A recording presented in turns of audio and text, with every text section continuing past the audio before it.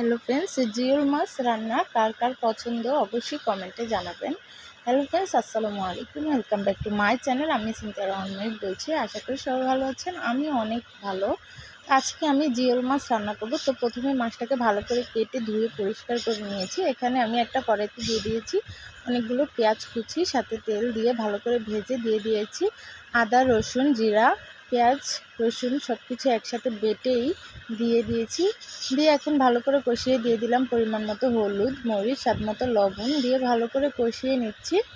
নেওয়ার পর আমি আরেকটু পানি দিয়ে আরও কিছুক্ষণ কষিয়ে নেব। কিছুক্ষণ কষানোর পর আমি মাছগুলো দিয়ে দিলাম। মাছগুলো দিয়ে এখন ভালো করে আমি কষিয়ে নেব। মাছের সাইজটা দেখেই বুঝতে পারছেন, মোটামুটি নিজেদের পুকুরের মাছ খেতে খুবই ভালো লাগে। তো ফ্রেন্ডস, ফাইনালি আমার রান্নাটা কমপ্লিট হয়ে গেছে। কেমন হয়েছে অবশ্যই কমেন্টে জানাবেন। ভালো থাকবেন, আল্লাহ হাফেজ।